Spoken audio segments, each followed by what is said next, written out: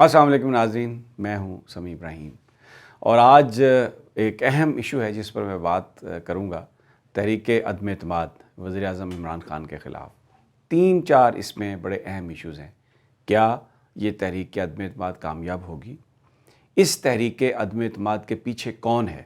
بہت ساری باتیں ہو رہی ہیں، دیکھیں گے آج کے کون ہے، کیا اسٹیبلشمنٹ ہے اس کے پیچھے، پاکستان کی اسٹیبلشمنٹ ہے، انٹرنیشنل اسٹیبلشمنٹ ہے، اور کیوں عمران خان کو ہٹانے کی بات ہو رہی ہے، اور اگر عمران خان ہٹ جاتے ہیں تو اس کے بعد کا جو سینیریو ہے وہ کس کے حق میں جائے گا، کس کے فیور میں جائے گا؟ کیا فوری الیکشنز ہوں گے یا کوئی سیٹ اپ بنے گا؟ کیا پھر اس کا امپیکٹ پنجاب میں بھی ہوگا؟ تو کیا شریف خاندان جو ہے وہ اس کی واپسی کی راہ ہموار کی جا رہی ہے؟ اس میں اسٹیبلشمنٹ کسی کا ساتھ دے رہی ہے یا نیوٹرل ہے؟ بڑے اہم سوالات ہیں۔ اور پھر سب سے بڑا اہم ایشو یہ ہے یا بات یہ ہے کہ وزیر اعظم عمران خان اس کو کس طریقے سے ٹیکل کر رہے ہیں، کس طریقے سے اس کو ہینڈل کر رہے ہیں۔ میڈیا کا رول بھی اس میں بڑا اہم ہے۔ اس وقت جو بہت ساری چیزیں چھاپی جا رہی ہیں، آج بھی چیزیں ایسی چھپی ہیں جس میں انصار عباسی ہمارے ایک بڑے اچھے دوست ہیں، انہوں نے یہ لکھا ہے کہ دل نہیں مانتا۔ بظاہر انہوں نے اس میں یہ بیان کرنے کی کوشش کی ہے کہ یہ جو ساری نو کانفیڈنس موشن ہے اس کے پیچھے اسٹیبلشمنٹ کا کردار ہے۔ یہ انہوں نے without seeing that between the lines اس کو اسٹیبلش کیا۔ اس کی کیا وجہ ہے؟ جیو جو ہے وہ عمران خان کی تو حمایت نہیں کر سکتا بظاہر، جو پچھلے جو ٹریک ہے، تو پھر یہ کیوں لکھا گیا؟ کیا لڑائی کرانے کی کوشش کی جا رہی ہے فوج کے ساتھ؟ وزیر اعظم صاحب کو مائل کیا جا رہا ہے کہ وہ کوئی مسٹیک کریں، وہ کوئی ہیسٹ میں قدم اٹھائیں اور پھر اس کے ریاکشن میں ان کے ساتھ بھی وہی ہو جو ماضی میں نواز شریف کے ساتھ ہوتا رہا؟ یا جو سوال انہوں نے اٹھائے ہیں وہ بڑے ویلڈ ہیں؟ یہ سارا آج کا ہمارا موضوع ہے جس پر میں بات کروں گا۔ سب سے پہلے تو ایک بات کہ عدم اعتماد کیوں آئی، اس کے حوالے سے جو ابھی تک ایویڈنس ہے، جو وزیر اعظم کے قریبی ساتھی جو ہیں ان سے جب بات ہو تو وہ کیا بتاتے ہیں۔ وزیر اعظم کا روس کا دورہ، وزیر اعظم کا چائنا کا دورہ، پھر اس کے بعد یورپین یونین کو للکارنا، IMF کو بالکل آنکھیں دکھانا، اور امریکہ کو یہ کہنا کہ ایبسلیوٹلی ناٹ، ہم آپ کو یہاں پر اڈے نہیں دیں گے۔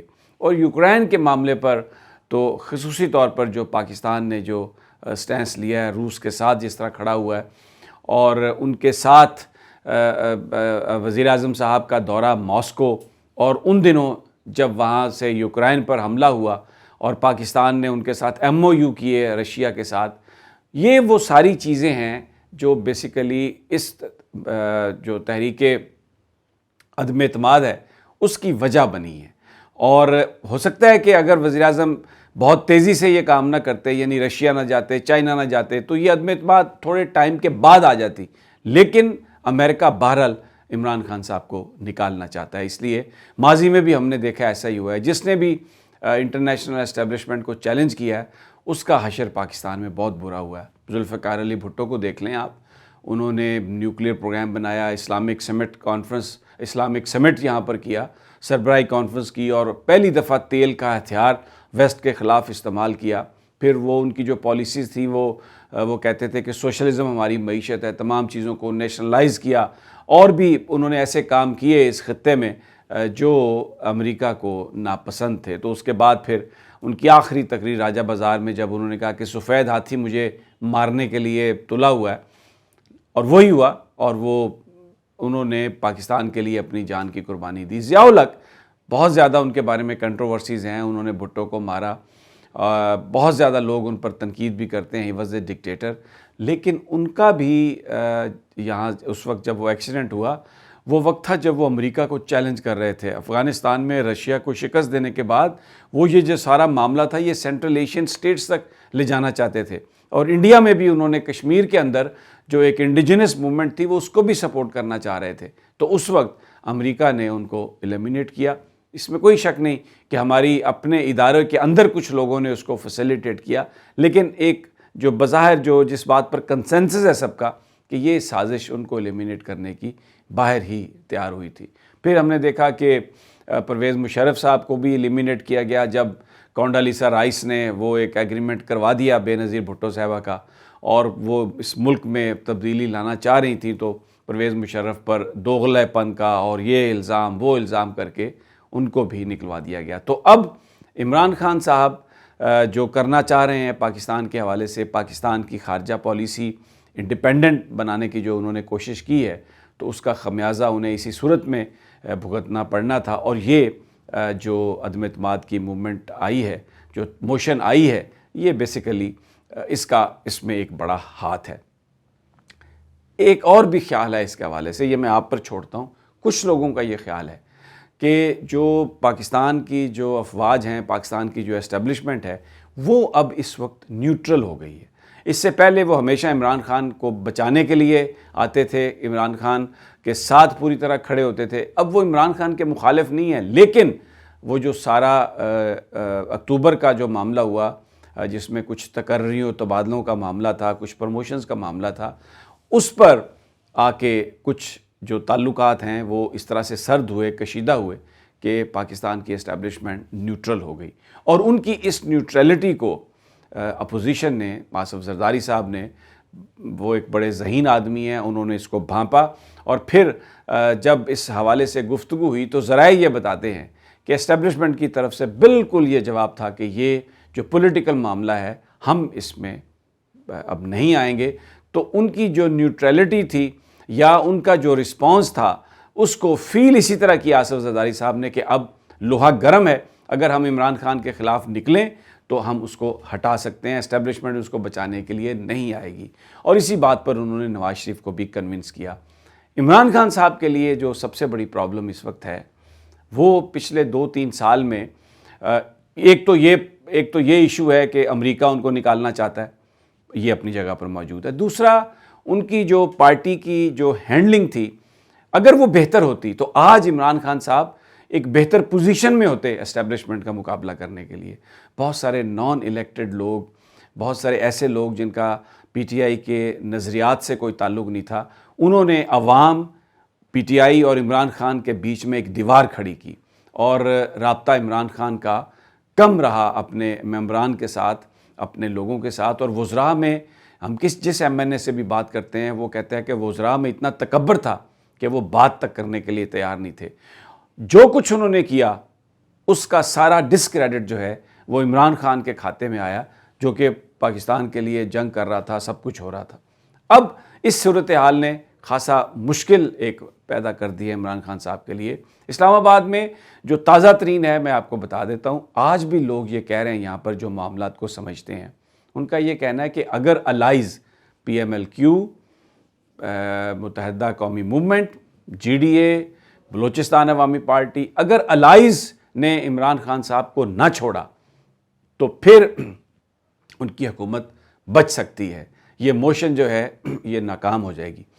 لیکن اگر پارٹی کے اندر سے جو بغاوت ہے، اگر اس کو عمران خان کنٹرول نہ کر سکے تو پھر ان کا بچنا بہت مشکل ہے۔ اسٹیبلشمنٹ جو ہے، کہا یہ جاتا ہے، یہاں پر ذرائع سے یہ بات کر رہا ہوں میں مبینہ طور پر، اسٹیبلشمنٹ آج بھی یہ کہہ رہی ہے کہ جو آپ کے الائز ہیں ان کو ہم کہیں نہیں جانے دیں گے، لیکن آپ اپنے گھر کو آرڈر میں کریں۔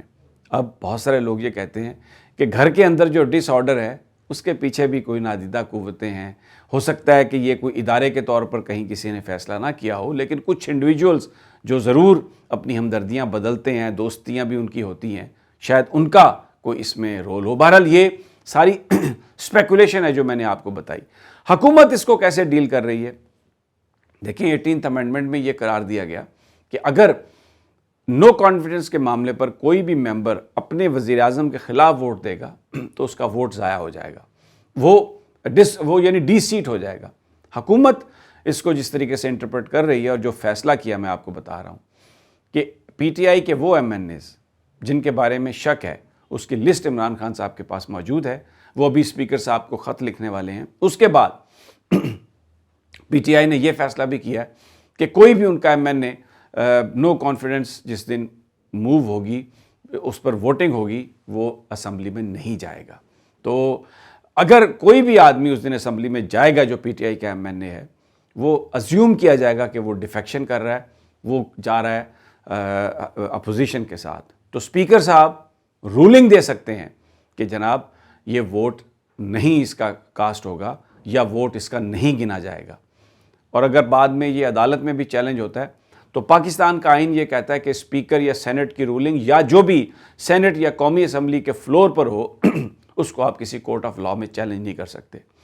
تو اگر پارٹی کے اندر جو لوگ ہیں وہ ڈیفیکٹ نہ کریں اور کسی طریقے سے ان کا جو ووٹ ہے اس کو حکومت روک سکے، اسپیکر صاحب اس کو روک سکیں، تو الائز جو ہیں ابھی تک وہ عمران خان صاحب کے ساتھ ہیں اور ان کو تو عمران خان صاحب کے سروائیول کے بہت زیادہ چانسز ہیں. اب عمران کی کیا اسٹریٹجی ہے ابھی تک آج کی، وہ میں آپ کو بتا دیتا ہوں. وزیر اعظم یہ سمجھتے ہیں کہ اگر انہیں کسی الائز میں سے کسی نے چھوڑا تو اس کا مطلب یہ ہے کہ اس کے پیچھے اسٹیبلشمنٹ ہے، اور وہ جو کہہ رہے ہیں بالکل وہ تیار ہیں، ہر آپشن کے لیے وہ تیار ہیں. وہ کہتے ہیں کہ پھر یہ جو لڑائی ہے یہ میری اپوزیشن کے ساتھ تو ہے ہی ہے، پھر یہ لڑائی کہیں اور بھی چلی جائے گی، اور میں جو قانون اور آئین میں جو لکھا گیا جو اس کے مطابق ہے میں اس پر کام کروں گا. وہ مکمل طور پر یہ پلان کر چکے ہیں کہ وہ عوام کے لیے پاس جائیں گے، انہیں اپنی ساری کہانی سنائیں گے اور ان کو بتائیں گے کہ یہ مجھے کس طریقے سے فیل کیا گیا، مجھے کس طریقے سے بلیک میل کیا گیا. اور سڑکوں پر وہ کہتے ہیں پھر فیصلہ ہوگا، پاکستان کے عوام پھر فیصلہ کریں گے کہ میں نے جس طریقے سے پاکستان کو مغرب کی غلامی سے نکالنے کی کوشش کی، روس اور چائنا کے ساتھ الائنس بنانے کی کوشش کی، IMF کو میں نے للکارا، تو میرے ساتھ پاکستان کی اسٹیبلشمنٹ نے کیا کیا. وہ اس بات کے لیے بھی ہمیں جو ذرائع بتا رہے ہیں وہ مکمل طور پر ایک بیانیہ ترتیب دے چکے ہیں، اور ریزسٹنس جو ہے وہ اس پر مکمل طور پر جانے کے لیے تیار ہیں. اب دیکھنا یہ ہے کہ کون سا کارڈ ان کا کارگر ہوتا ہے.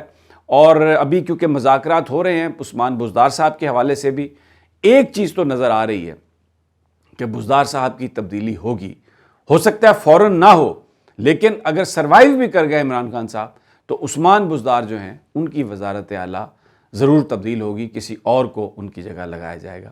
ویری انٹرسٹنگ سینز، بہت امپورٹنٹ چیزیں ہو رہی ہیں. انشاءاللہ ماضی میں کچھ آپ سے دوری رہی کچھ وجوہات سے، لیکن ریگولرلی ویڈیوز کریں گے اور آپ کو تازہ ترین انشاءاللہ اطلاع دیتے رہیں گے. اجازت دیجیے، اللہ نگہبان.